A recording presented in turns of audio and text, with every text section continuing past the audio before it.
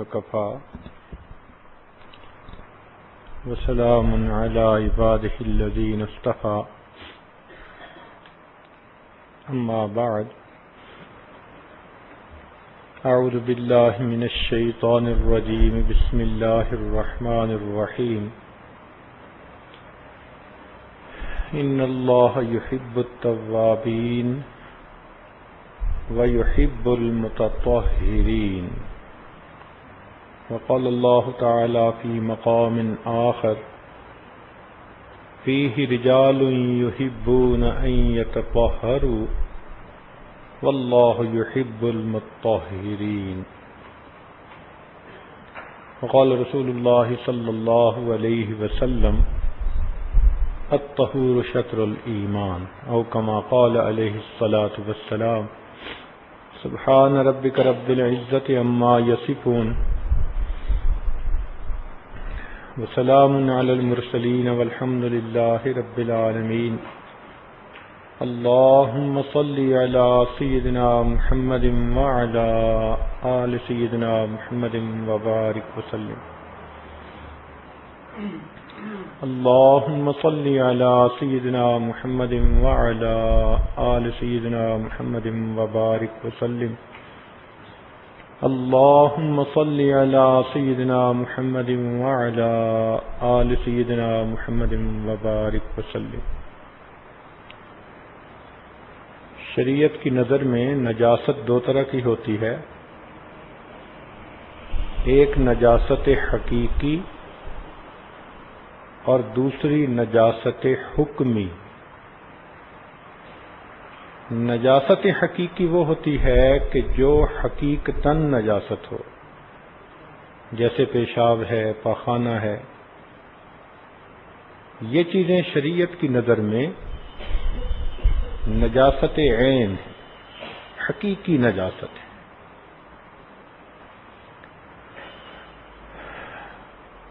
اور نجاست حکمی وہ ہوتی ہے کہ جو دیکھنے میں تو نجاست نظر نہ آئے لیکن حکم شریعت کی بنا پر وہ نجس ہے۔ مثال کے طور پر ایک آدمی پر غسل لازم ہے، فرض ہو گیا، اب ظاہرہ اس کے جسم پر کچھ بھی نظر نہیں آتا لیکن شریعت اس کو نجس کہے گی، نہ وہ مسجد میں داخل ہو سکتا ہے، نہ وہ قرآن پاک کو ہاتھ لگا سکتا ہے، نہ قرآن پاک پڑھ سکتا ہے، جب تک وہ غسل نہ کرے وہ نماز بھی نہیں پڑھ سکتا۔ تو اس کو نجاست حکمی کہا جاتا ہے۔ قرآن عظیم الشان میں اللہ تعالیٰ ارشاد فرماتے ہیں انما المشرکون نجس، کہ بے شک مشرک آدمی نجس ہوتا ہے۔ اب وہ 100 دفعہ بھی اگر دریا میں نہا کے باہر نکلے تو بھی نجس ہوگا، جب تک شرک اس کے اندر سے نہیں نکلے گا اس کی نجاست ختم ہی نہیں ہو سکتی۔ تو اس کو نجاست حکمی کہا جاتا ہے۔ یہ جو نجاست حکمی ہے یہ گناہوں کی وجہ سے بھی آتی ہے۔ انسان محسوس کرے یا نہ کرے، جہاں گناہ کا مرتکب ہوتا ہے اس کے جسم پہ نجاست لگتی ہے۔ دلیل حدیث پاک میں آتا ہے کہ جب کوئی آدمی جھوٹ بولتا ہے تو اس کے منہ سے اتنی بدبو نکلتی ہے کہ دونوں فرشتوں کو تکلیف پہنچتی ہے۔ اب ہم جھوٹ کی بدبو محسوس نہیں کرتے، مگر حکم شریعت میں جھوٹ بولنے والے کے منہ سے بدبو نکل رہی ہے۔ ایک آدمی غیبت کر رہا ہے، شریعت کہہ رہی ہے کہ یہ ایسا ہی ہے ان یاکل لحم اخیہ میتن، کہ جیسے اپنے مردہ بھائی کا گوشت کھا رہا ہے، مردار کھانے کی مانند ہے۔ ہمیں محسوس نہیں ہوتا، لیکن ایک مرتبہ دو عورتوں نے روزہ رکھا، دور نبوت کی بات ہے، اور آپس میں غیبت ہی کرتی رہیں۔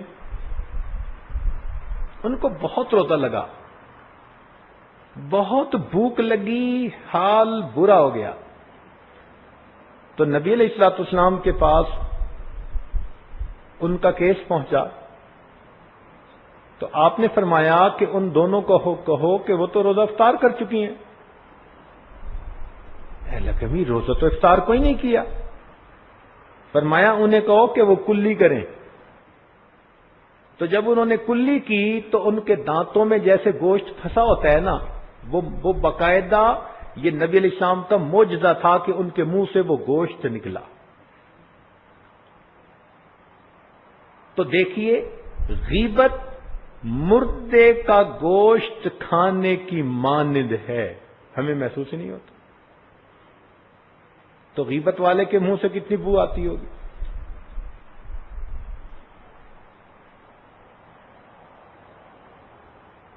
اسی لیے موت کے وقت جب فرشتے آتے ہیں نا، تو حدیث پاک میں آتا ہے کہ وہ آنے والے بندے کے اعضاء کو سونگھتے ہیں۔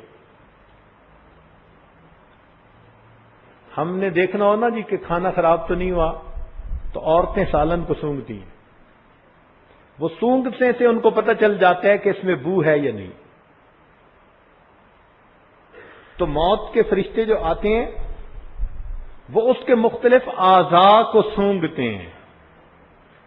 اگر ان اعضاء سے یہ بندہ گناہ کا مرتکب ہوتا تھا تو ان سے بو آئے گی، اور فرشتوں کو پتہ چل جاتا ہے کہ یہ مجرم ہے، اور اسی پر اس کی پٹائی شروع ہو جاتی ہے۔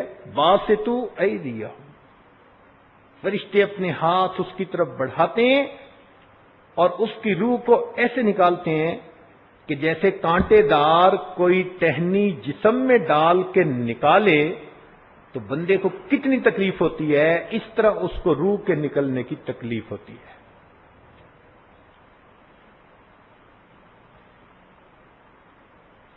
اللہ والوں کو پتہ چلتا ہے۔ سیدنا عثمان غنی اللہ عنہ کے پاس ایک آدمی آیا، راستے میں اس کی نظر غیر محرم پر پڑ گئی تھی،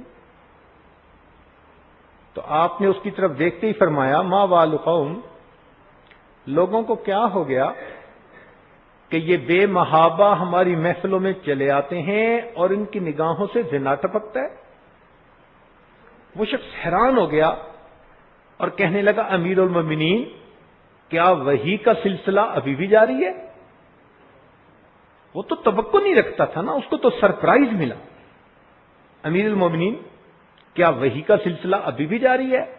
فرمایا وحی نہیں، یہ فراست مومنانہ ہے۔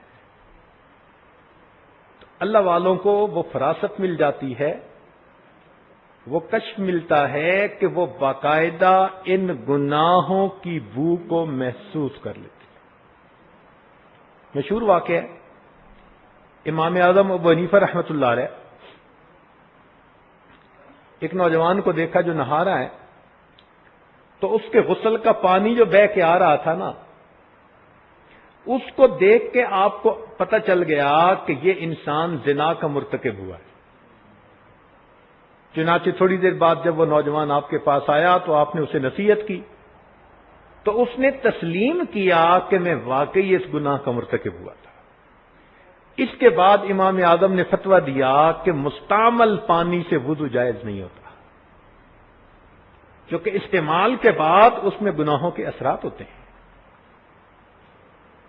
جیسے کہتے ہیں نا جی کہ وضو سے جس عضو کا دھویا تو وہ گناہ دھل جاتے ہیں، تو وہ حقیقت میں باطنی طور پر ایک نجاست ہوتی ہے جو دھل جاتی ہے۔ تو آپ یوں سمجھیں کہ جسم کے جس عضو سے گناہ کا ارتکاب کیا جائے گا باطنی اعتبار سے وہ عضو ناپاک ہو جائے گا. اس کے بالمقابل اگر ہم اپنے اعضاء سے نیک اعمال کریں گے تو ہمارے اعضاء میں نیکی کا نور آئے گا. گناہوں سے بو پیدا ہوتی ہے، نیکی سے خوشبو پیدا ہوتی ہے. یہ بھی عجیب بات ہے. حدیث پاک میں آتا ہے کہ جب کوئی قاری قرآن مجید پڑھنا شروع کر دیتا ہے تو فرشتے اس کو سننے کے لیے نیچے اترتے ہیں. یہ بھی ایک عجیب بات ہے کہ فرشتوں کی جماعت میں سے فقط جبرائیل علیہ الصلوۃ والسلام کو قرآن مجید پڑھنے کی سعادت نصیب ہے. باقی فرشتے پڑھ نہیں سکتے، وہ فقط سن سکتے ہیں. تو جب یہ قرآن پڑھا جاتا ہے نا اور وہ سنتے ہیں تو جیسے کوئی پسندیدہ نعت پڑھ رہا ہو یا تلاوت ہو رہی ہو تو وہ اس کے قریب آنا شروع کر دیتے ہیں. اتنا وہ اس قاری سے محبت کرتے ہیں، حدیث پاک کے الفاظ کے قریب ہوتے ہوتے قاری کے منہ پر اپنا منہ رکھ دیتے ہیں. فرشتوں کو اتنا اچھا لگ رہا ہوتا ہے وہ قاری کا پڑھنا. یا دوسرے الفاظ میں یوں کہیے کہ فرشتے بھی قاری کے منہ کو بوسہ دیتے.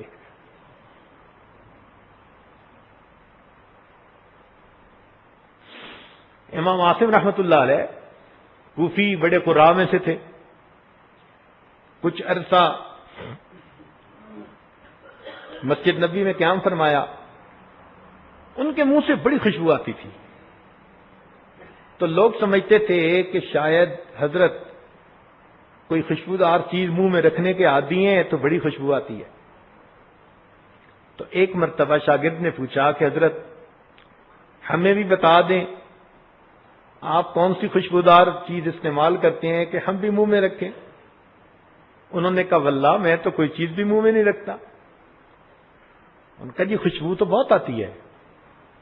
تو انہوں نے فرمایا کہ ہاں ایک رات خواب میں مجھے نبی علیہ الصلوۃ والسلام کی زیارت نصیب ہوئی تو نبی علیہ الصلوۃ والسلام نے فرمایا عاصم تو کتنا اچھا قرآن پڑھتا ہے، لاؤ میں تمہارے منہ کو بوسہ دوں.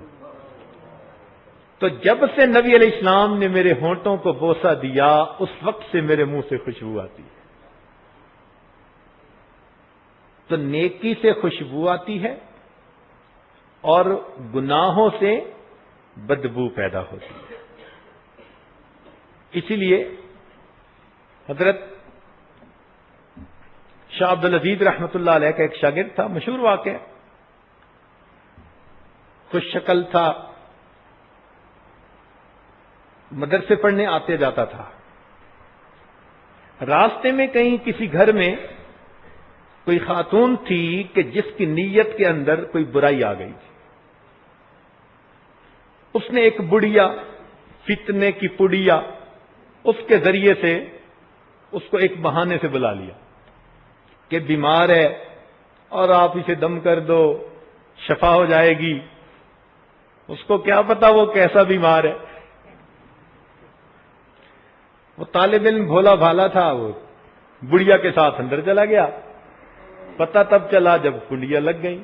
وقالت حیت لک، ایک ہی ترتیب ہوتی ہے. وہ بھی متقی تھے، پرہیزگار تھے. تو اس نے بھی کہا قال معاذ اللہ، میں اللہ کی پناہ مانگتا ہوں. اس نے کہا نہیں، ہم شور مچائیں گے کہ تو آیا ہی تھا اس مقصد کے لیے تو تجھے سزا دلوائیں گے.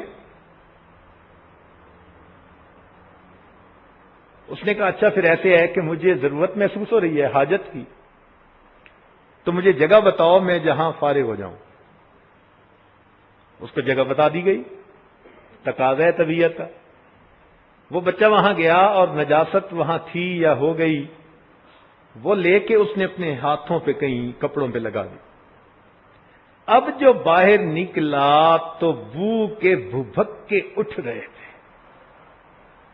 اب جب وہ اہل خانہ کے سامنے آیا تو اتنی ان کو نفرت ہوئی، انہوں نے کہا ہمیں کیا پتا تو اتنا پاگل انسان ہے، دفعہ نکل جائے یہاں سے۔ وہ اپنا ایمان بچا کے وہاں سے نکلا، لیکن اب وہ پریشان تھا کہ اگر راستہ چلتے لوگوں کو بدبو آئی اور انہوں نے پوچھا تو میری تو رسوائی ہوگی، تو بیچارہ ڈر بھی رہا ہے اور تیز چل بھی رہا ہے کہ میں مدرسے پہنچوں۔ مدرسہ پہنچا، سیدھا غسل خانے میں، کپڑے اتارے، ان کو بھی دھو پاک کیا، اپنے جسم کو بھی پاک کیا، غسل کیا، اور گیلے کپڑے پہن کر دار الحدیث میں آ کر حدیث پڑھنے کے لیے بیٹھ گیا۔ تھوڑی دیر کے بعد شاہ عبد العزیز رحمۃ اللہ علیہ فرماتے ہیں یہ آج اتنی تیز خوشبو لگا کر کون آیا ہے؟ تو طلباء نے ادھر ادھر دیکھا تو ایک طالب علم نے کہا کہ حضرت وہ فلاں ابھی آیا ہے۔ شاہ صاحب نے بلا لیا۔ اب یہ طالب علم لیٹ نہیں ہوتا تھا، عام طور پر لیٹ بھی ہو گیا تھا، کپڑے بھی گیلے تھے، تو شاہ صاحب نے پوچھا کہ بھئی یہ کیا معاملہ؟ تو بچے کو بتانا پڑا۔ اس نے پوری سٹوری سنا کر کہا کہ حضرت میں نے جہاں جہاں نجاست لگائی تھی گناہ سے بچنے کے لیے، جب میں نے غسل کیا میری انہی جگہوں سے خوشبو آ رہی ہے۔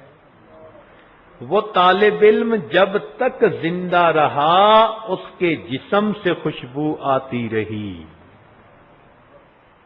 اسی طرح کا ایک واقعہ ایک اور بزرگ کے ساتھ پیش آیا تو ان کا نام ہی خواجہ مشکی پڑ گیا کہ ان کے جسم سے مشک کی خوشبو آتی تھی۔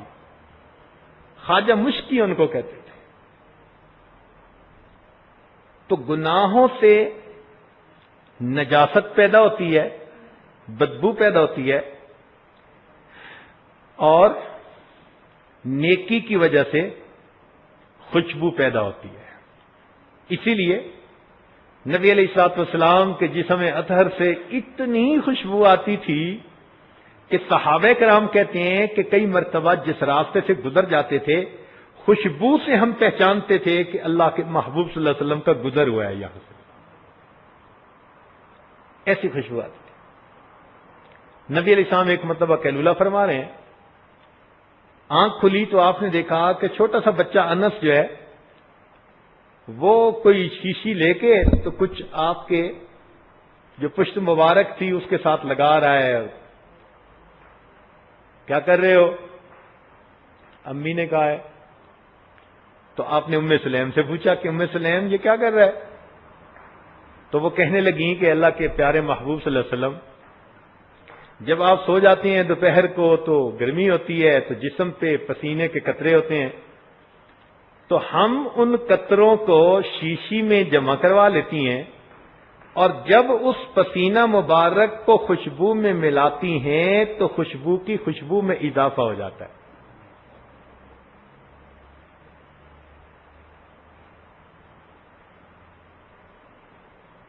پھول کھلتے ہیں پڑھ پڑھ کے صلی علی، جھوم کر کہہ رہی ہے یہ باد صبا۔ پھول کھلتے ہیں پڑھ پڑھ کے صلی علی، جھوم کر کہہ رہی ہے یہ باد صبا، ایسی خوشبو چمن کے گلوں میں کہاں جو نبی کے پسینے میں موجود ہے۔ ایسی خوشبو تھی۔ چنانچہ ایک نوجوان صحابی کی شادی نہیں ہوتی تھی تو نبی علیہ السلام نے ان کے جہیز کا بندوبست کر دیا جو ضرورت ہوتی ہے مرد کو، اور خوشبو کے لیے اپنے پسینے کے قطرے دے دیے۔ وہ لے گئے اور انہوں نے وہ پسینے کے قطرے اس دلہن کو لگوائے۔ اس گھر سے خوشبو آتی تھی، اس کا نام دار الطیبین، خوشبو والوں کا گھر اس کا نام پڑ گیا۔ لوگ ان کو یاد کرتے وہ خوشبو والوں کا گھر، اتنا گھر سے خوشبو آتی تھی۔ انس رضی اللہ عنہ فرماتے ہیں ما شممت مسکم ولا عنبرۃ، اللہ کی قسم میں نے مشک کو اور عنبر میں بھی کبھی وہ خوشبو نہیں سونگھی جو نبی علیہ السلام کے مبارک پسینے میں مجھے آتی تھی۔ اور یہی کیفیت سیدنا صدیق اکبر رضی اللہ عنہ کی بھی تھی۔ چنانچہ عمر رضی اللہ عنہ کی روایت ہے فرماتے ہیں کان ریح ابی بکر اطیب من ریح المسک، ابو بکر کے جسم کی مہک مشک کی خوشبو سے بھی زیادہ پیاری اور مزیدار ہوا کرتی تھی۔ تو جو لوگ گناہوں سے پاک زندگی گزارتے ہیں، نیکی کی وجہ سے ایک وقت آتا ہے کہ ان کے جسموں میں خوشبو آ جاتی ہے، اور جو گناہوں کی زندگی گزارتے ہیں تو آپ دیکھیں گے ان کے پاس بھی بیٹھ کے تو آپ کو ایک عجیب بدبو محسوس ہوگی۔ یہ گناہوں کی بدبو ہوتی ہے جس کو اللہ والے پہچانتے ہیں۔ یہ تو طے شدہ بات ہے کہ ہر انسان کے جسم کی مہک ہوتی ہے۔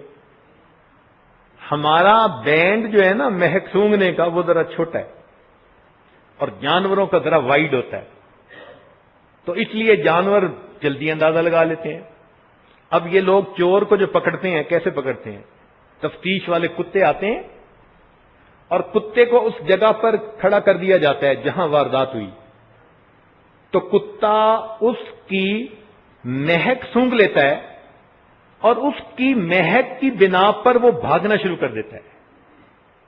12 میل دور جا کر کتے نے چور کو پکڑا ہے۔ ہمیں تو محسوس نہیں ہوتا کہ ہوا میں کوئی مہک ہے، کتا محسوس کرتا ہے۔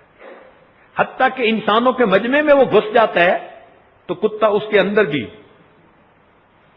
عجیب انداز سے اس کی تفتیش ہوتی ہے۔ ایک چور بھاگتا بھاگتا درخت کے اوپر چڑھ کر بیٹھ گیا، تو کتا گیا اور درخت کے قریب جا کر کھڑا ہو گیا۔ اب اس کے ساتھ جو پولیس والا بھاگ رہا تھا، اس نے جب اوپر دیکھا تو وہ مہمان صاحب اوپر بیٹھے ہوئے تھے۔ اسی لیے یہ جو چور ہوتے ہیں نا، یہ اتنا گن والے بندے سے نہیں ڈرتے جتنا کتے والے، تفتیشی کتے والے پولیس والے سے ڈرتے ہیں۔ بہت ڈرتے ہیں، خوف کھاتے ہیں۔ چنانچہ ہم ایک مرتبہ ایک ملک میں تھے، بہت بڑا سٹور تھا، محلے کے برابر ہوگا۔ اس میں کسی نے شاپ پکنگ کر لی، یعنی چوری کی، اور وہ کہیں چھپ گیا، تو اس کا خیال تھا کہ اب مجھے کوئی نہیں ڈھونڈ سکتا۔ انہوں نے کیا کیا کہ سارے دروازے فوراً بند کروا دیے، تفتیشی کتے کو بلوا لیا، اس جگہ پر جا کر جہاں واردات ہوئی تھی اس کی مہک سنگائی، تو کتے نے مہک سونگی اور اس کے بعد بھاگنا شروع کیا۔ 3 منٹ کے اندر ایک جگہ وہ جہاں وہ چھپا ہوا تھا وہاں کتے نے پہنچ کر ان کو بتا دیا، پکڑ لیا گیا۔ تو معلوم یہ ہوتا ہے کہ جانور بھی اس خوشبو اور بدبو کا ادراک رکھتے ہیں، گو کہ اللہ تعالیٰ نے انسانوں کو وہ ادراک عطا نہیں فرمایا۔ کیوں نہیں فرمایا؟ یہ میرے مولا کی ستر پوشی ہے، ورنہ تو پھر ہمارے جسم سے ایسی بو آتی کہ کوئی پاس بیٹھنا بھی پسند نہ کرتا۔ یہ جو آج عزتوں کی زندگی گزارتے پھر رہے ہیں نا، یہ اس مولا کی ستاری کا صدقہ ہے کہ جس نے چھپا لیا۔ جو کر آ کے آتے ہیں، کسی کو کیا پتا، جھوٹ بولا، غیبت کی، زنا کیا، آنکھوں نے غلط دیکھا، اوپر پرفیوم چھڑک کے مزے سے آ کے محفل میں بیٹھے ہوتے ہیں نیک بن کے۔ تو اس کی باقاعدہ مہک ہے۔ اس لیے نبی علیہ الصلوۃ والسلام کو خوشبو پسند تھی۔ آپ نے ارشاد فرمایا حبب الی من دنیاکم ثلاث، تمہاری دنیا سے مجھے 3 چیزیں پسند ہیں، اور ان میں سے ایک چیز خوشبو فرمائی۔ تو مومن کو طبعاً خوشبو پسند ہوتی ہے اور بدبو سے نفرت ہوتی ہے، اور بدبو گناہوں کی وجہ سے ہوتی ہے۔ اب ایک نقطے کی بات اور عرض کر دوں کہ بعض چیزوں میں جو بدبو آتی ہے نا تو یہ ان کی خرابی کی نشانی ہوتی ہے. زخم سے بو آئے اس کا مطلب ہے زخم خراب ہو چکا. کھانے سے بو آئے کھانا خراب ہو چکا. تو بو ہمیشہ خرابی کی دلیل ہوتی ہے, ہمیشہ خرابی کی دلیل ہوتی ہے.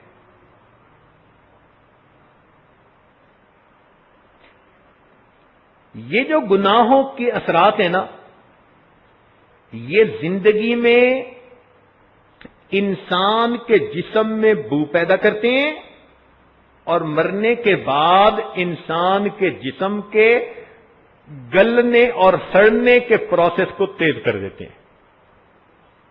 توجہ سے ایک بات سمجھیے گا, جو گناہوں کے اثرات ہیں نا ہمارے جسم کے اوپر, یہ زندگی میں جسم میں بدبو پیدا کر دیتے ہیں, جس کو فرشتے بھی محسوس کرتے ہیں, اللہ والے بھی محسوس کرتے ہیں, اور مرنے کے بعد یہی گناہوں کے اثرات بندے کے جسم کے گلنے سڑنے کے عمل کو تیز تر کر دیتے ہیں.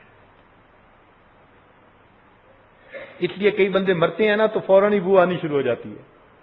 لوگ کہتے ہیں جی جلدی نہ لاؤ, جلدی دفن کرو اس کو. وہ اصل میں گناہوں کی بو ہوتی ہے, ان کے اندر فرمنٹیشن شروع ہو جاتی ہے. اس کو ایک مثال سے سمجھیں. آپ کے پاس گڑ کی ڈلی ہو نا تو آپ اسے 1 سال کے لیے کسی برتن میں بند کر کے رکھ دیں, سال کے بعد نکالیں گے تو گڑ ویسے کا ویسا, کوئی تبدیلی نہیں آئے گی. کیوں؟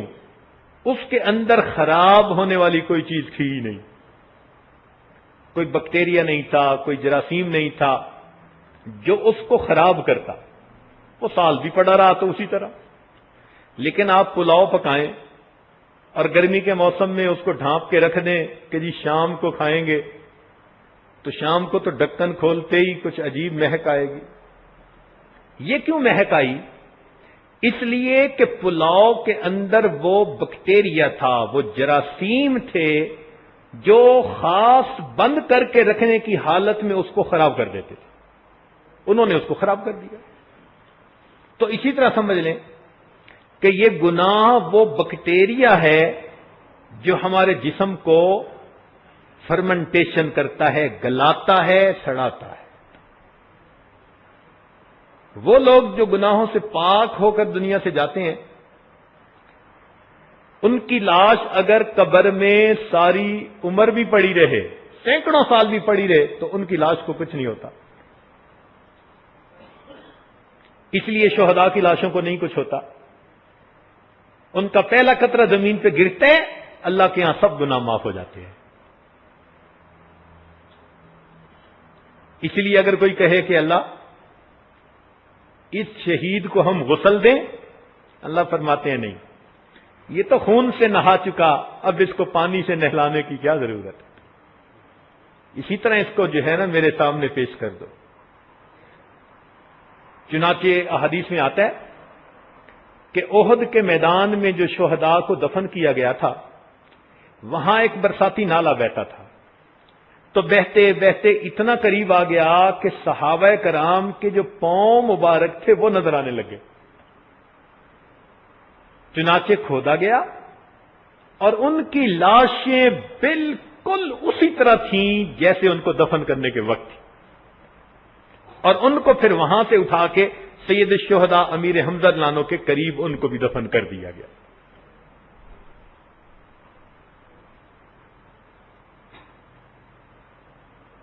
ایک 100 سال سے کم کی بات ہے کہ دریائے فرات کے کنارے بھی کچھ صحابہ مدفون تھے.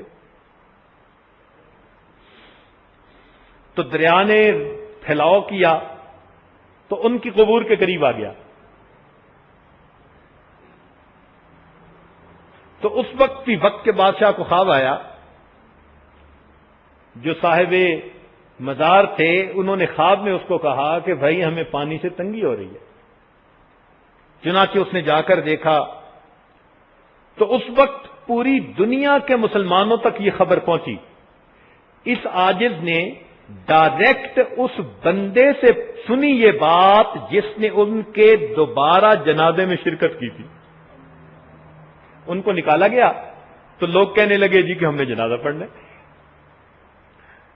شرن تھا یا نہیں تھا، لوگوں کا اپنا جوش جذبہ ہوتا ہے، تو عوام نے پھر جنازہ پڑھ کے پھر دفنا دیا. اس میں وہ شریک تھا. اور یہ وہ بندہ تھا جس نے زندگی میں 53 حج کیے اور جس کی تمنا تھی کہ مجھے مدینہ میں موت آئے.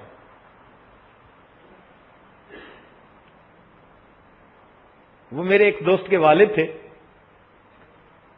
تو میرے لیے والد کے برابر، مگر محبت اتنی کرتے تھے کہ مجھے اپنا دوست کہتے تھے بس میرا دوست آ گیا، اور مجھے کہتے تھے کہ آپ مجھے باتیں سنائیں، اور سنتے تھے. اللہ اکبر. فرماتے تھے کہ اگر اللہ تعالیٰ نے قیامت کے دن مجھ پر مہربانی فرمائی تو بیٹے میں تمہارے بغیر جنت میں نہیں جاؤں گا. اور اللہ تعالیٰ نے دیکھو ان کی کیا دعا قبول فرمائی کہ مدینہ مرنے کی ان کی تمنا تھی. مسجد نبوی میں باوضو رمضان المبارک میں ریاض الجنہ میں عصر کی نماز میں اعتکاف کی حالت میں سجدے کے اندر ان کی روح قبض ہوئی. اتنی سعادتیں اللہ نے ایک وقت میں جمع کر دی.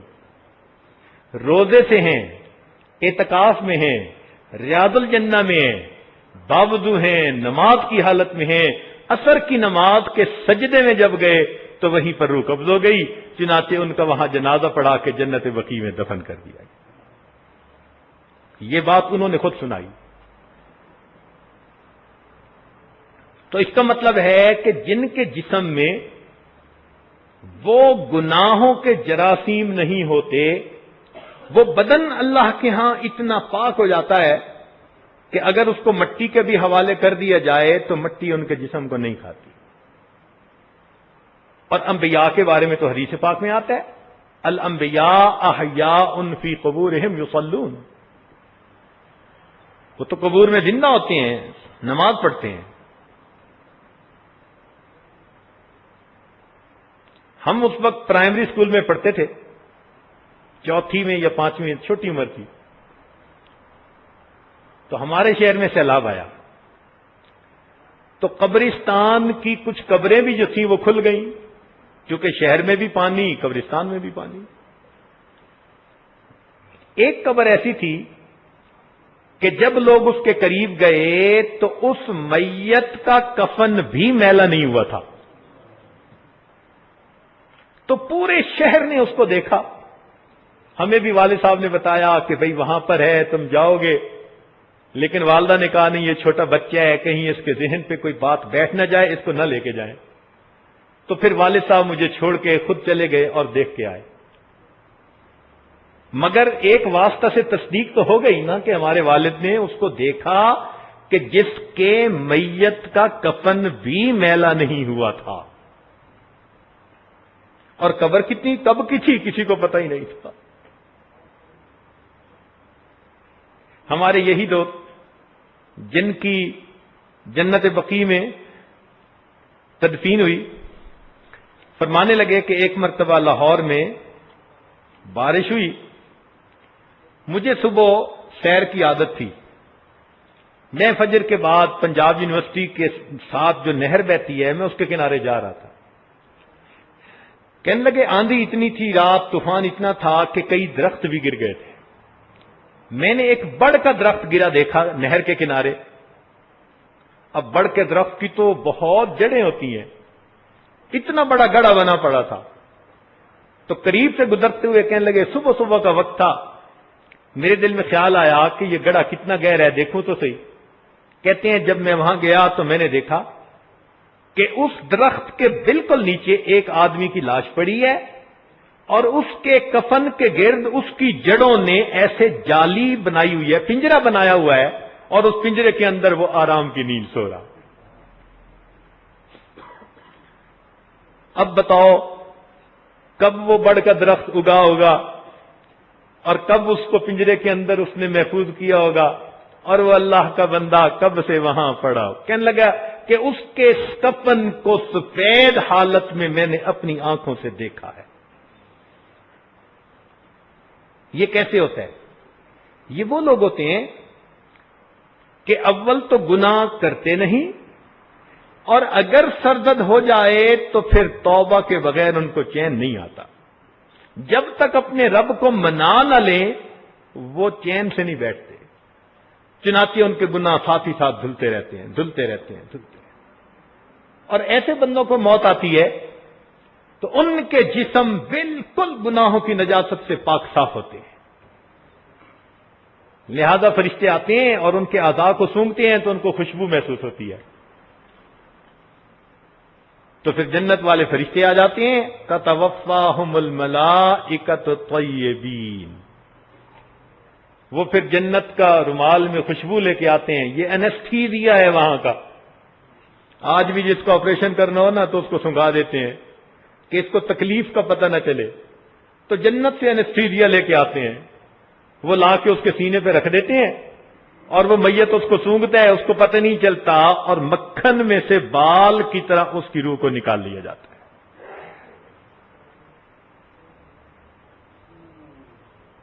یہ کون لوگ ہوتے ہیں؟ جنہوں نے اپنے جسموں کو اللہ تعالی کی نافرمانی سے بچایا ہوتا ہے، اور جو اپنی جسموں کو گناہوں سے بچاتے نہیں ان کے جسم گل سڑ جاتے ہیں. تدفین سے پہلے ان کی لاشوں سے بو آنی شروع ہو جاتی ہے. ہم نے دیکھا لوگ کہتے ہیں جی جلدی کرو، دفن کرو دفن کرو.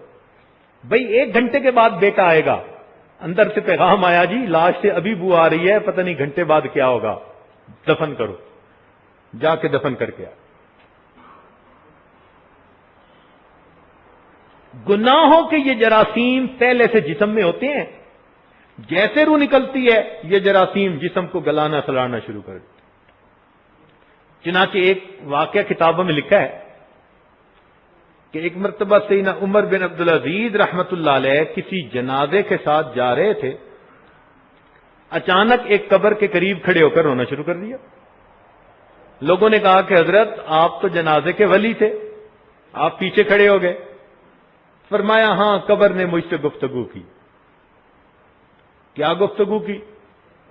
کہنے لگے قبر نے گفتگو کی کہ عمر بن عبدالعزیز مجھ سے یہ کیوں نہیں پوچھتے کہ جب کوئی میت میرے اندر آتا ہے میں اس کے ساتھ کیا سلوک کرتی ہوں. تو کہنے لگے کہ میں نے اس سے کہا کہ ہاں مجھے بتاؤ کیا کرتی ہو.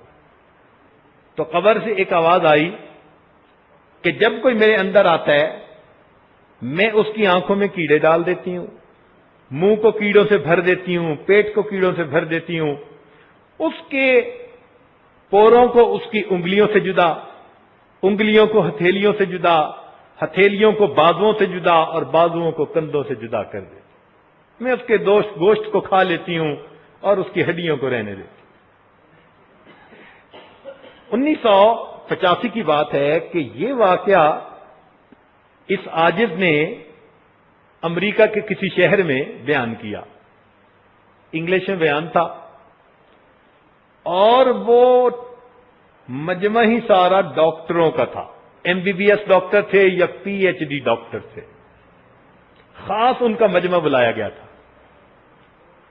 خیر بیان کے بعد ایک صاحب آئے، وہ بیت کا تعلق بھی تھا ان کا. کہنے لگے حضرت آپ نے جو یہ بات سنائی تو یہ آپ نے کہاں پڑھی؟ میں نے کہا بھئی ہم نے کسی کتاب میں یہ واقعہ پڑھا ہے. کہنے لگے آپ دیکھنا چاہیں گے کہ قبر میں کیا ہوتا ہے؟ میں نے کہا عبرت کی نظر سے دیکھنا چاہوں گا. کہنے لگا کل 2 گھنٹے فارغ کریں میں آپ کو دکھا لاؤں گا. ہم نے کہا بہت اچھا. لو جی ہم نے 2 گھنٹے فارغ کیے. اگلے دن وہ ہمیں نیچرل ہسٹری میوزیم لے گئے اور وہاں پر مومیز کا ایک سیکشن تھا. مومی کہتے ہیں ہنود شدہ لاش، وہ لاش جس کو کیمیکل لگا کے پریزرو کر دیتے ہیں. وہ وہاں پر لے گئے. ہمیں پہلے تو اندازہ نہیں تھا کہ یہ کیا دکھائیں گے، لیکن شیشے کے کمرے بنے ہوئے تھے اور لائٹ انڈائریکٹ تھی، اتنی جتنی اثر کے قریب ہوتی ہے. سورج غروب ہونے کا منظر بنایا ہوا تھا. تو شیشے کے پہلے کمرے میں جب لے گئے تو کمرے پہ لکھا ہوا تھا دروازے پہ کہ جب انسان دنیا سے مرتا ہے تو اس کی حالت یہ ہوتی ہے. اس نے اندر دکھایا، اندر ایک انگریز کی لاش پڑی ہوئی تھی، صحیح سالم جیسے لوگ بندہ ہوتا ہے. خیر ہم نے ایک نظر ڈالی، کیونکہ اس پر کوئی کپڑا نہیں تھا، صاف جسم نظر آ رہا تھا. باہر نکل آئے، کہنے لگا حضرت اب اگلے میں آئے. اگلے دروازے پر لکھا ہوا تھا کہ یہ آدمی مرا اور اسے قبر میں اتنے دن دفن رکھا گیا، اتنے دنوں کے بعد قبر کھولی گئی اور جس حالت میں اس کو پایا ہم نے کیمیکل چھڑک کر عین اسی حالت میں پریزرو کر دیا. اوپر دن بھی لکھے ہوئے تھے، پتہ نہیں 8 دن 10 دن جو بھی تھا. دروازہ کھول کے اندر گئے. ہم نے کیا دیکھا کہ باقی سارا جسم ٹھیک. سب سے پہلی تبدیلی جو بندے کے جسم میں آتی ہے، اس کی آنکھوں کے دونوں ڈیلے بنٹے نکل کے اس کے رخساروں پر پڑے ہوئے تھے. سب سے پہلی تبدیلی یہ آتی ہے. اور اس کی آنکھوں کے وہ جو ڈیلے تھے ان کے ساتھ کیڑے چمٹے ہوئے تھے چاروں طرف. اے انسان، جو ہوس بھری نگاہیں تو غیروں پہ ڈالتا پھرتا ہے، سب سے پہلے اللہ تیرے جسم کی آنکھوں کو ہی کیڑوں کی غذا بنائیں گے. سب سے پہلے تیری آنکھوں کو کیڑے کھائیں. ہم تو دیکھ کے اتنا حیران ہوئے کہ کوئی حد نہیں. آنکھوں سے آنسو ہمارے. وہ کہنے لگا حضرت آگے چلے. اگلے کمرے میں گئے. لکھا ہوا تھا یہ بندہ فوت ہوا، اس کو اتنے دن قبر میں رکھا، کچھ زیادہ دن، اور جب نکالا تو اس کی یہ حالت تھی.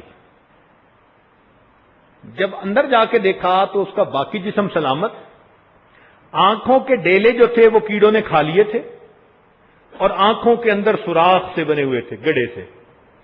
دوسری چیز کیا دیکھی کہ اس کے منہ میں کیڑے بھرے تھے جو اس کے ہونٹوں کو کھا رہے تھے. یہ ہونٹوں پہ کیڑے چمٹے ہوئے تھے، جیسے چاول ہونٹوں پہ رکھ دیں بالکل اسی طرح کیڑے صاف نظر آ رہے تھے چمٹے ہوئے، اور انہوں نے کیمیکل لگا کے رکھا ہوا تھا. جس زبان سے محبتوں کے دعوے کرتا پھرتا ہے، جھوٹی محبتیں،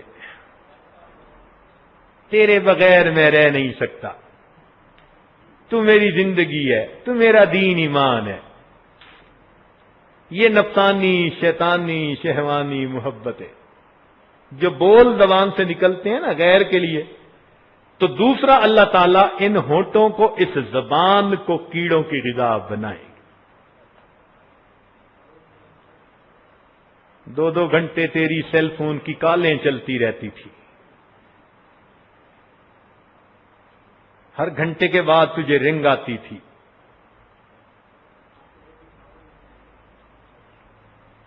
آج جو ہم کلامیاں کرتے پھرتے ہیں خلاف شرع، یہ ہم اپنے منہ میں کیڑے پڑنے کا انتظام کرتے پھرتے ہیں. تیسرے کمرے میں گئے. وہاں ہم نے دیکھا کہ اب جو میت پڑا تھا اس کی آنکھیں بھی بالکل گڑے، دونوں آنکھیں، اور منہ کے ہونٹ نہیں تھے، اور 32 دانت ایسے لگ رہے تھے، نظر آ رہے تھے جیسے کہ مردہ بکری کے دانت نکلے ہوئے ہوتے. یوں دانت نکلے ہوئے تھے، ہونٹ کیڑوں نے کھا لیے تھے. اور تیسری بات یہ دیکھی ہم نے، اب اس کے پیٹ کے اندر بھی پیالہ بن گیا تھا پورا پیٹ، اور وہ بالکل کیڑوں سے بھرا، جیسے پیالہ چاولوں سے بھرا ہوتا ہے، ہو بہو ہم نے اس کے پیٹ کے پیالے کو کیڑوں کے چاولوں سے بھرا دیکھا. جس پیٹ میں حرام غذا جاتی ہے یہ کیڑوں کی غذا بن رہا ہے. بس اسی طرح آگے وہ کیڑے پھیلتے چلے گئے، حتیٰ کہ ایک وقت آیا کہ گوشت کا نام و نشان ختم ہو گیا. پھر اس سے آگے جا کے دیکھا تو آخری کے اندر ہم نے پورے جو تھے وہ انگلیوں سے جدا دیکھے، انگلیاں ہتھیلی سے جدا دیکھی، ہتھیلی بازو سے جدا، بازو جسم سے جدا، سب ہڈیاں الگ الگ پڑی. پھر اس کے بعد آخری ایک وہ تھا، اس میں انہوں نے لکھا کہ اتنے سال کے بعد قبر کھولی، اس کے اندر ریڑھ کی ہڈی کا اتنا سا حصہ پڑا تھا، باقی ہڈیوں کو بھی کیڑوں نے کھا لیا تھا۔ آج جس جسم کو حرام سے پال رہے ہیں، جس جسم کو ہم گناہوں کے مزے دے رہے ہیں، ہم اس جسم کو کیڑوں کے لیے تیار کر رہے ہیں۔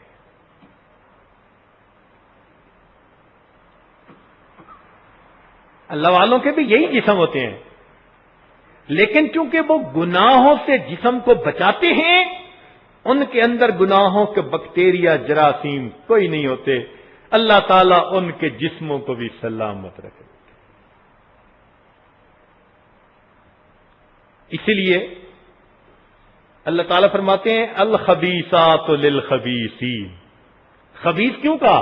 زنا کے مرتکب ہوئے، تو زناکاروں کو قرآن نے خبیث کہا، والخبیثون للخبیثات۔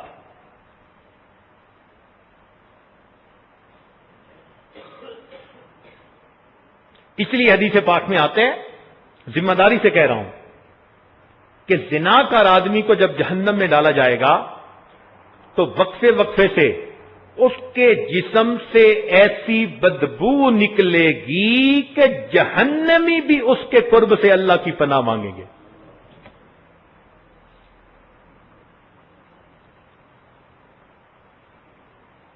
یہ بو یہیں ختم نہیں ہوتی، اگر توبہ نہ کی جائے آگے تک جائے گی۔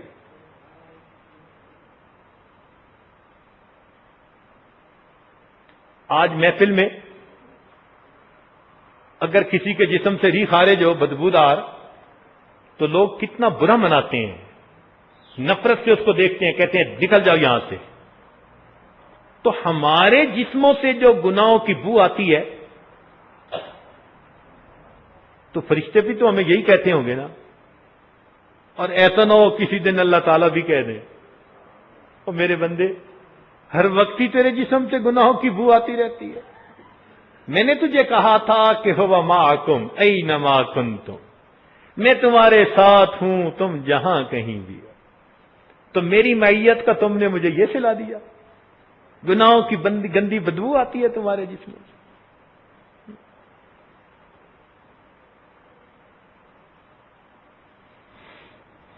چنانچہ ایک دستور کی بات ہے کہ اگر آپ دو اینٹوں کو جوڑنا چاہتے ہیں نا، مگر ایک مٹی والی ہے دوسری صاف ہے، تو وہ آپس میں ٹھیک نہیں جڑیں گی۔ اس کا تجربہ ہمیں اس طرح ہوا کہ ہم ایک مرتبہ حضرت خواجہ فضل علی قریشی رحمۃ اللہ علیہ کی خانقاہ پر حاضر ہوئے، 4 مہینے وہاں قیام کرنا تھا ہم نے۔ تو مدرسے کے طلباء ایک جگہ دیوار تھی، اس کو اونچا کرنا چاہتے تھے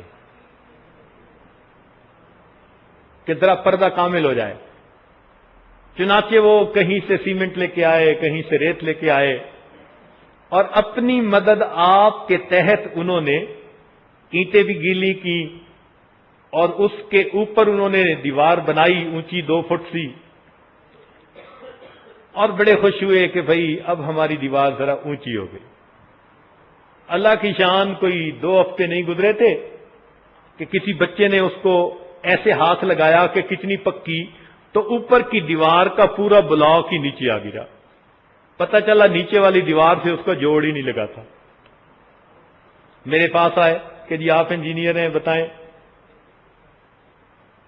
تو میں نے انہیں بتایا کہ بچوں، نیچے والی جو اینٹیں تھیں نا ان پر مٹی لگی ہوئی تھی، آپ نے ان کو گیلا تو کر دیا، مٹی تو نہیں نہ ہٹائی۔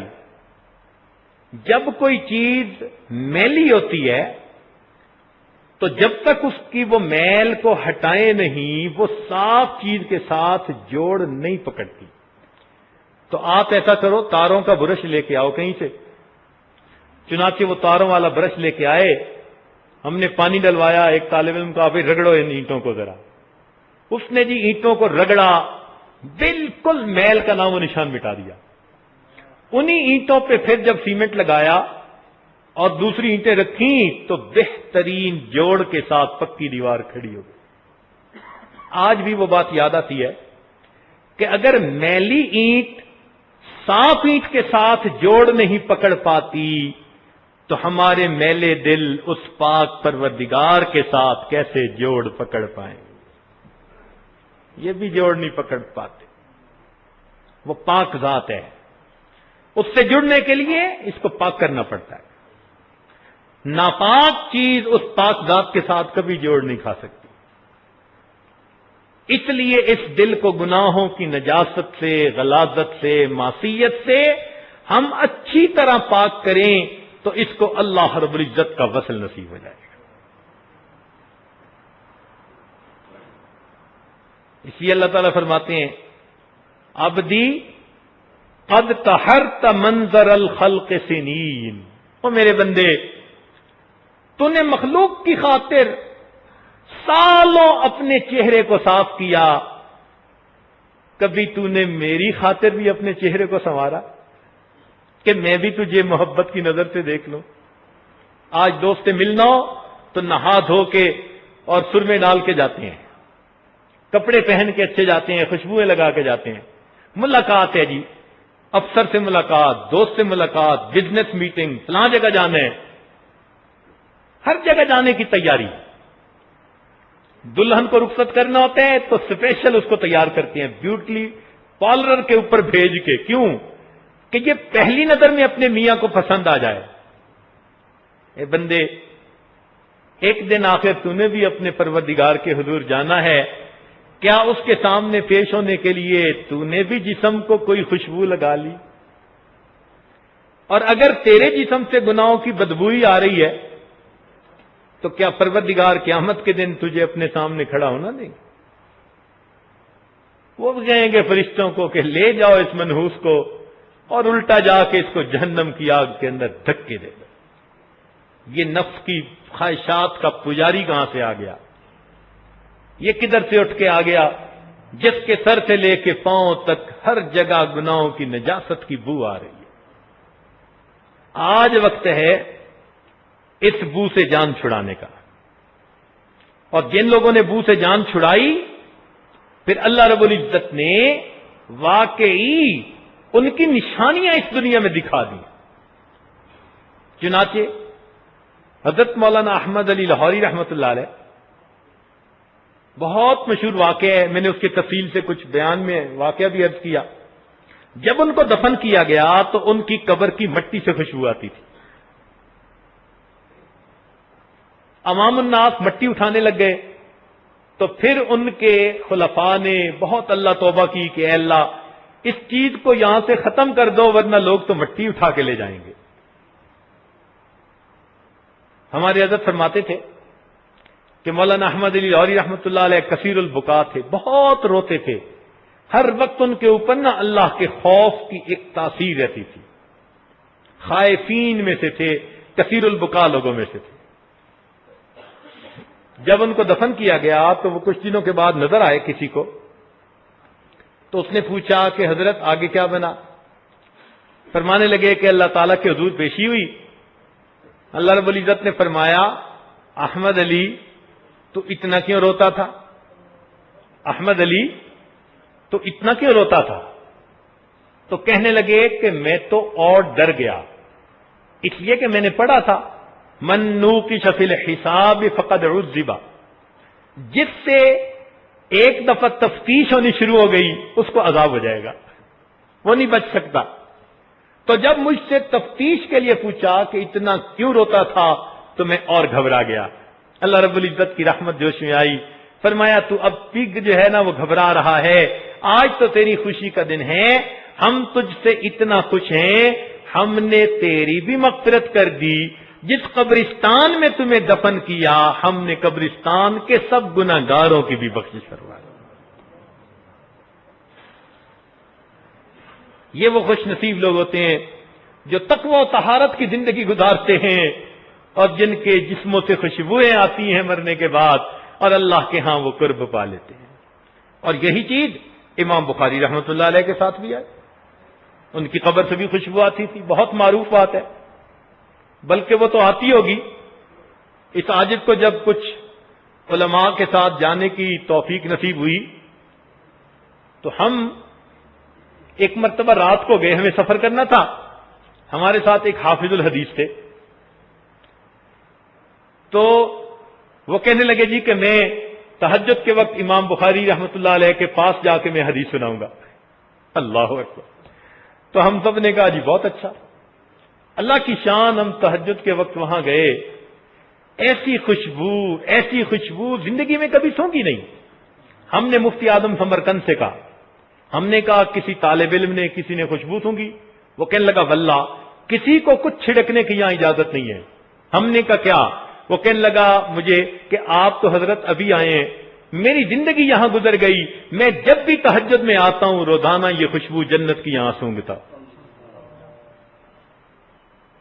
ہم نے خوشبو سونگی وہ، اور پھر وہاں پر انہوں نے پہلی حدیث سنائی غار حرا والی، بالسند المتصل منی الی الامام الہمہ۔ اللہ، اتنا عجیب وہ منظر تھا اور سارے علماء رو رہے تھے۔ اللہ اکبر! تو جو لوگ اس دنیا میں تقوی بھری زندگی گزارتے ہیں ان کی قبور سے بھی خوشبو آیا کرتی ہے۔ کچھ لوگ ہوتے ہیں نا جو ہر بات نہیں مانتے، وہ کہتے ہیں ہم نہیں کسی کی مانتے۔ تو ایک صاحب مجھے کہنے لگے کہ جی یہ کیا کہ قبر سے خوشبو آتی ہے، یہ کیسے آ سکتی؟ میں نے کہا یہ آپ کو سمجھ نہیں آئے گی، ہمیں سمجھ آتی ہے۔ کہنے لگا آپ کو سمجھ کیسے آتی ہے؟ میں نے کہا کہ جمال ہم نشیں در من اثر کرد مگر نہ من ہما خاکم کے ہنس۔ مولانا روم رحمۃ اللہ نے لکھی ہے نا حکایت کہ ایک روز میں حمام میں گیا تو مجھے ایک مٹی میں سے پھولوں کی خوشبو آئی۔ بدو گفتہ تو مشکی یا امیری کہ ادبوئے دلاوے دے تو مستم۔ میں نے پوچھا مٹی تو مشک ہے یا امبر ہے؟ تیری خوشبو سے تو میرا دل مست ہوا جاتا ہے۔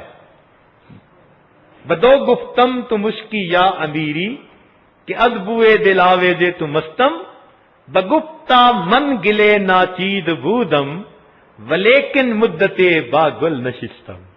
میں ناچید مٹی تھی مگر ایک عرصہ مجھے پھول کی صحبت نصیب ہو گئی، جمال ہم نشی در من اثر کر۔ وہ ہم نشی کے جمال نے میرے اندر اثر کر دیا تھا، ان کے سینے میں احادیث کا نور تھا، قرآن کا نور تھا، اس نور نے ان کے جسم میں خوشبو کو مہکا دیا تھا۔ ہم بھی قرآن اور حدیث کا یہ نور سینے میں لے کے دیکھیں نا، ہم تو 5 آیتیں پڑھ کے باہر نکلتے ہیں اور ادھر ادھر کے ٹھپے دیکھ کے سارے نور پہ مٹی پانی پھیر دیتے ہیں۔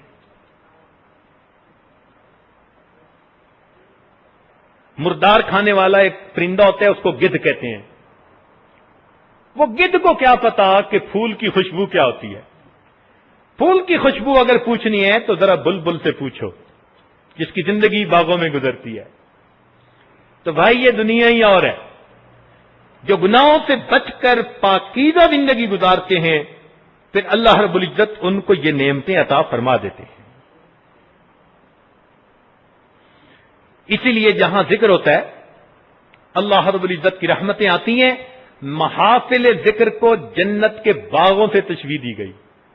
اذا مررتم بریاض الجنت فارتعوا، نبی علیہ السلام نے فرمایا جنت کے باغوں کے قریب سے گزرو تو چر لیا کرو۔ تو یہ جنت کے باغ ہیں، اس لیے کہ یہاں بھی نیک اعمال، اللہ کی یاد، اس کی وجہ سے رحمتیں ہوتی ہیں اور روحانی طور پر خوشبوئیں ہوتی ہیں ایسی محفلوں میں، اور جہاں گناہ ہوتی ہیں اس جگہ پر بدبوئیں ہوتی ہیں۔ آج میرے دوستو آنکھیں ناپاک ہیں بدنظری کی وجہ سے، دل ناپاک ہیں کسی کی مورتی سجے ہونے کی وجہ سے، پیٹ ناپاک ہیں حرام غذاؤں کے کھانے کی وجہ سے، اور اعضاء ناپاک ہیں زنا کے ارتکاب کی وجہ سے۔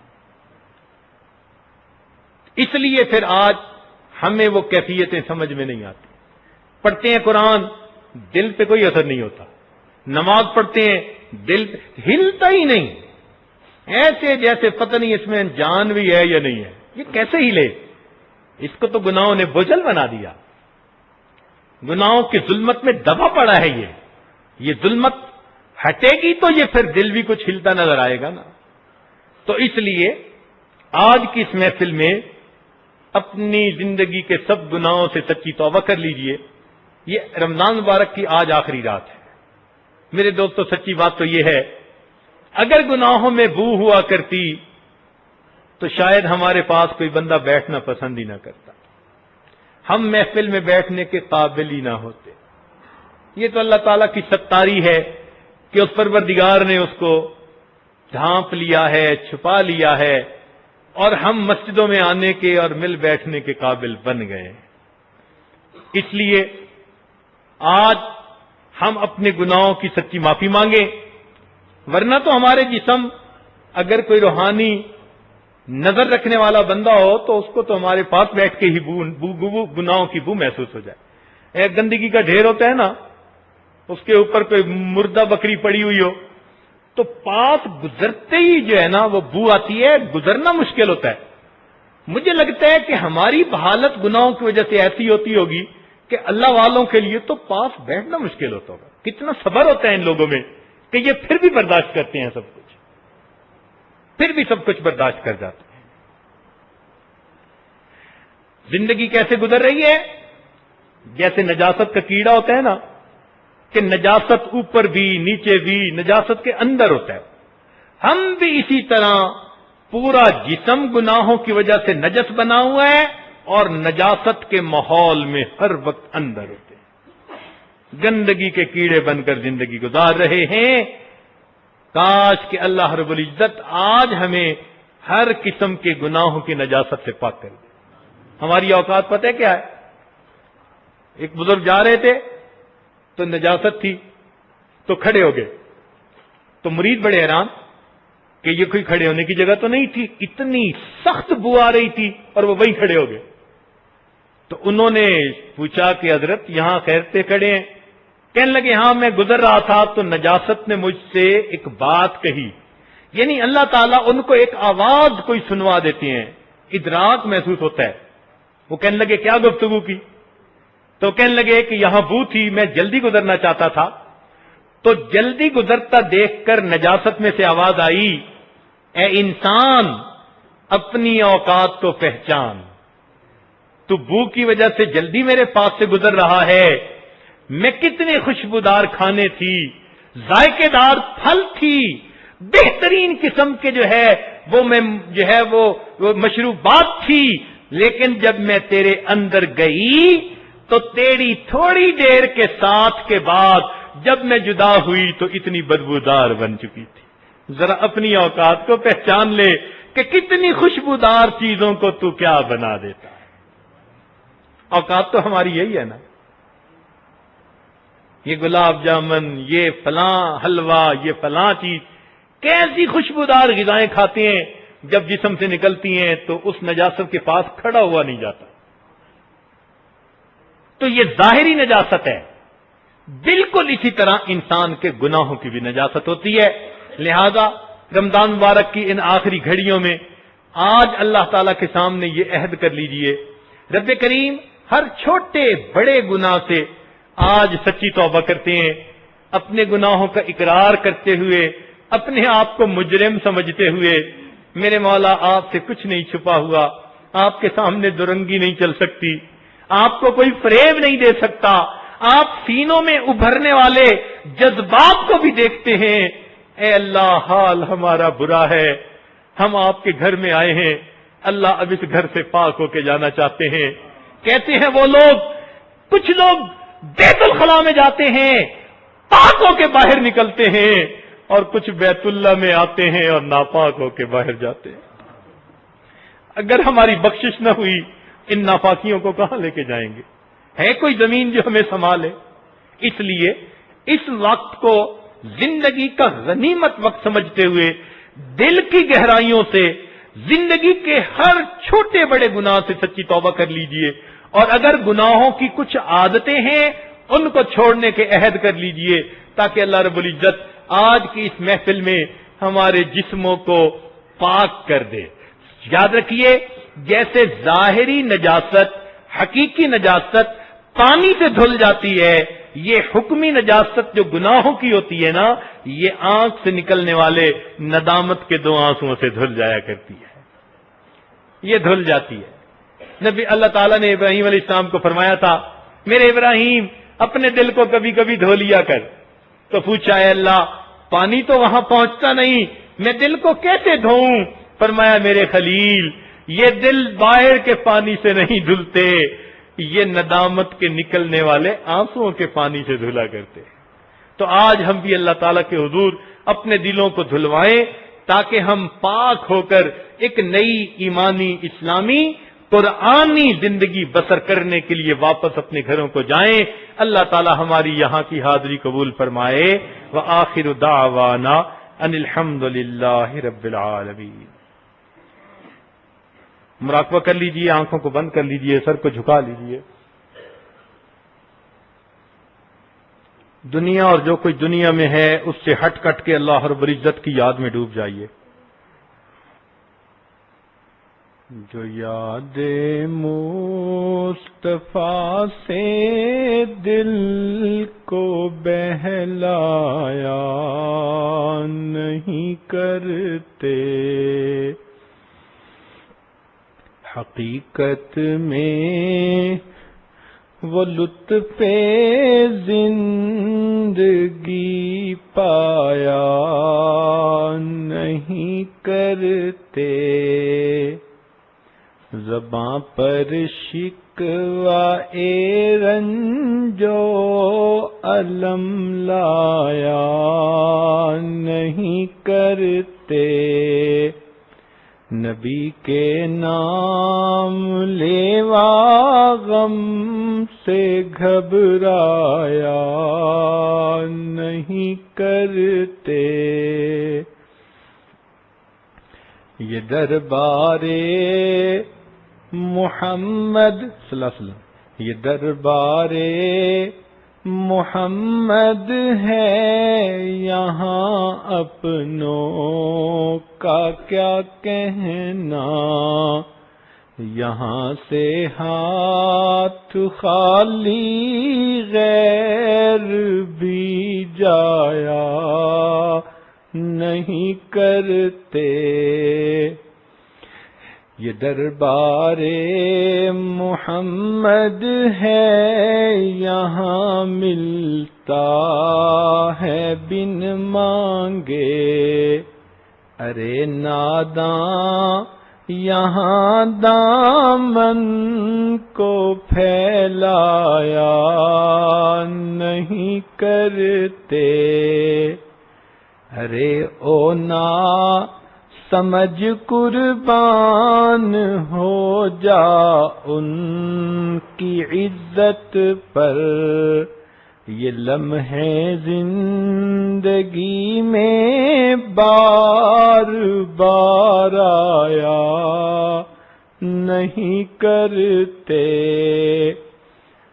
محمد عرش پر پہنچے تو خود خالق نے فرمایا، یہ اپنا گھر ہے اپنے گھر میں شرمایا نہیں کرتے، گناہگاروں کو ہم بخشیں گے تم سے وعدہ کرتے ہیں، گناہگاروں کو ہم بخشیں گے تم سے وعدہ کرتے ہیں، محمد ہم کبھی جھوٹی قسم کھایا نہیں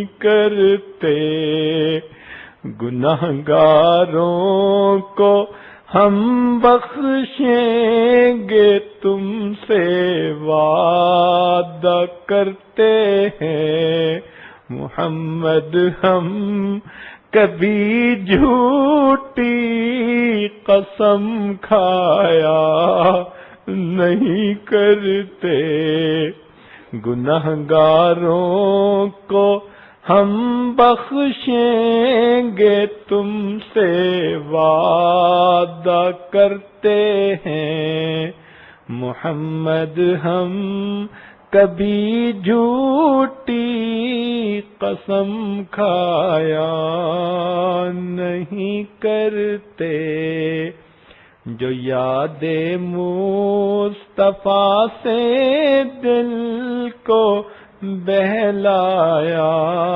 نہیں کرتے، حقیقت میں وہ لطف زندگی پایا نہیں کرتے۔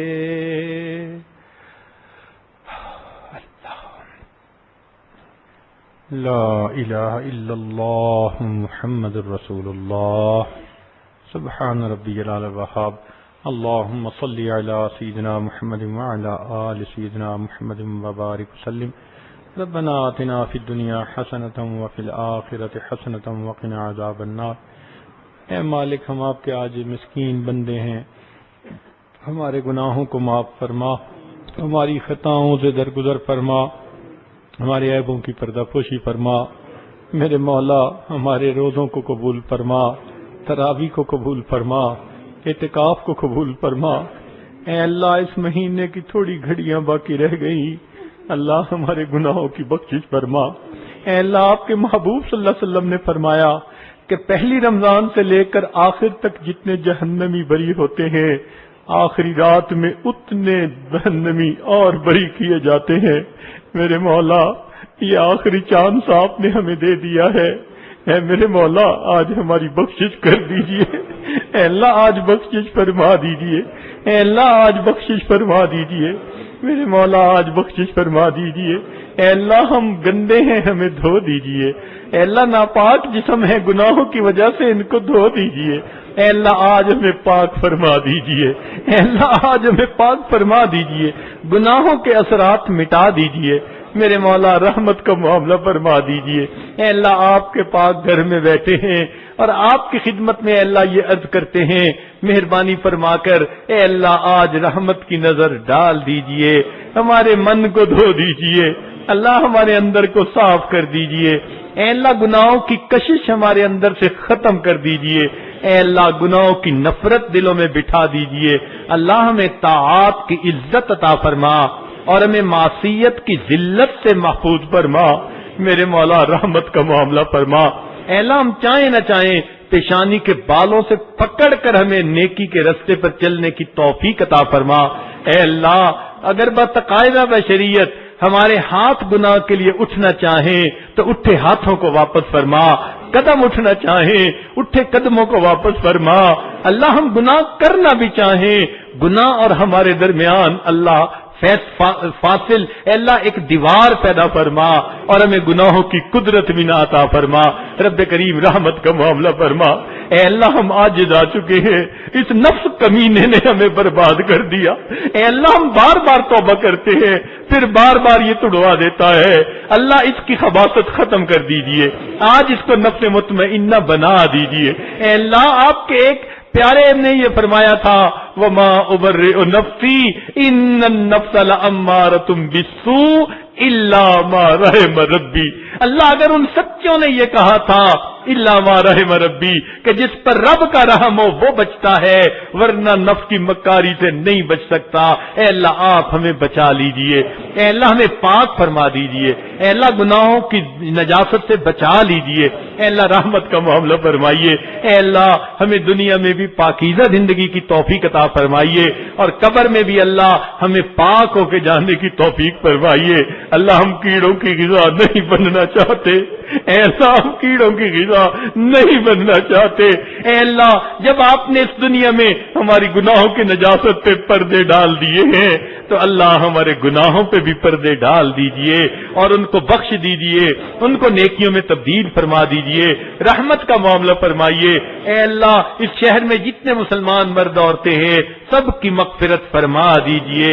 رب کریم ہماری ان دعاؤں کو قبول فرمائیے. اے اللہ اس محفل میں جتنے بھی لوگ بیٹھے ہیں سب کے اٹھے ہاتھوں کو قبول فرمائیے. اے مولا آپ جانتے ہیں ان سب لوگوں میں سب سے زیادہ ناکارہ میں ہی ہوں. میرے مولا میں ہی سب سے زیادہ بوجھ سر پہ اٹھائے پھرتا ہوں اور میرے پاس کوئی عمل نہیں جو آپ کی خدمت میں پیش کر سکوں. اللہ میری حالت بہت پتلی ہے, قیامت کے دن کا فقیر نہ بنا دینا. اللہ اپنے مشائخ کے سامنے رسوا نہ کر دینا. اے اللہ یہ سب لوگ کتنے اچھے ہیں, حسن ظن دے کے دل میں آئے ہیں کہ ہم نیک بندے کے پاس جا رہے ہیں. اللہ ان کی تو حسن ظن کی وجہ سے مغفرت کر دیجئے اور ان کی برکت سے اللہ اس عاجز کی بھی مغفرت فرما دیجئے. اللہ اس کی بھی مغفرت فرما دیجئے. اللہ اس عاجز کی بھی مغفرت فرما دیجئے. اے مولا آج کی رات جہنم سے ہمیں بری فرما دیجئے. میرے مولا جہنم سے بری فرما دیجئے. میرے مولا ہم پر رحمت کی نظر فرمائیے. اے اللہ ہمیں آج جہنم سے بری فرما دیجئے. اپنی پسندیدہ جگہ جنت عطا فرما دیجئے. اے اللہ ہمیں اپنے پیارے محبوب کی سنتوں سے سجا دیجئے اور ہمارے من کو اپنی معرفت سے منور فرما دیجئے. اے اللہ آپ کی محبت کے بغیر زندگی کا کوئی مزہ نہیں. اللہ تیرے بنا بھی کیا جینا. اے مولا عمر گزرتی جا رہی ہے, ہمیں ایمان حقیقی کی حلاوت کب نصیب ہوگی. اللہ ہمیں سجدے کا سرور کب نصیب ہوگا. میرے مولا رحمت فرما دیجئے. آج اٹھے ہاتھوں کو قبول کر لیجئے. ہمیں اے اللہ خشوع والی نمازیں عطا فرما دیجئے. اے اللہ ہمیں وہ مقام عطا فرما دیجئے جس کو مقام احسان کہا گیا ہے, انت اعبد اللہ کا انک ترا. رب کریم ہمیں ایسی عبادت کی توفیق عطا فرما دیجئے. اے اللہ ہماری ان دعاؤں کو اپنی رحمت سے قبول فرمائیے. جتنے دوستوں نے اپنے بچوں کے لیے, اہل خانہ کے لیے, عزیز اقارب کے لیے, دوست احباب کے لیے دعاؤں کے لیے کہا, اللہ سب کی نیک مرادیں پوری فرما لیجئے. بیماروں کو شفا عطا فرما دیجئے. پوری دنیا میں جہاں بھی مسلمان پریشان ہے اللہ سب کی پریشانیاں دور فرما دیجئے. رب کریم جہاں بھی دین کا کام ہو رہا ہے, جس شعبے میں بھی ہو رہا ہے, اللہ دین کے ہر کام کو قبول فرما لیجئے. آپس میں دلوں میں الفتیں محبتیں پیدا فرما دیجئے. اللہ ہمیں ایک بنائیے اور نیک بنا دیجئے. اے اللہ آج ان محفلوں کے لیے جن احباب نے دام درہم سخن قدمے حصہ لیا, جو بھی وقت لگایا, یہ نیند اپنی قربان کی, آرام قربان کیا, پیسہ لگایا, جو بھی قربانی دی, اللہ ان کے بدلے سب کو ان کی امیدوں سے بڑھ کر اجر عطا فرما دیجئے. اے اللہ یہاں کے لوگوں نے اس عاجز مسکین کا دل خوش کیا, اللہ ان کے دلوں کو آپ خوش فرما دیجئے. میرے مولا اس فقیر کے پاس تو دینے کے لیے دعائیں ہیں مگر آپ کے پاس تو دینے کے لیے خزانے ہیں. میرے مولا اس فقیر کے پاس تو دینے کے لیے دعائیں ہیں مگر آپ کے پاس تو دینے کے لیے خزانے ہیں. اللہ خزانوں کے منہ کھول دیجئے. اے اللہ خزانوں کے منہ کھول دیجئے اور اپنی رحمتوں سے وافر حصہ عطا فرما دیجئے. جو بھی دل کے طلب ہے ان کے, اے اللہ ہر اچھی طلب پوری فرما دیجئے. نیک مرادوں کو پورا فرما دیجئے. اے اللہ مسجد کی انتظامیہ یا دوسرے خدام یا محلے والے یا اور خدمت کی جماعت کے لوگ جتنے بھی تھے, یا جو عورتیں گھروں میں کھانا بناتی رہیں, اللہ سب کو ان کی امیدوں سے بڑھ کر اجر عطا فرما دیجئے. رب کریم ہماری ان دعاؤں کو قبول فرمائیے. اے اللہ یہ اعتکاف کا عمل جو یہاں شروع ہوا, اللہ اب اس کو قیامت تک جاری و ساری رکھیے. اپنے نیک بندوں کے ذریعے اللہ اس کو دوام عطا فرما دیجئے, قبولیت عطا فرما دیجئے. میرے مولا رحمت فرما دیجئے. اے اللہ اپنی رحمت سے ہماری ان دعاؤں کو قبول فرمائیے. ربنا تقبل منا انک انت السمیع العلیم تب علینا انک انت التواب الرحیم. صلی اللہ تعالی علی حبیبہ سیدنا محمد وآلہ واصحابہ اجمعین برحمتک یا ارحم الراحمین.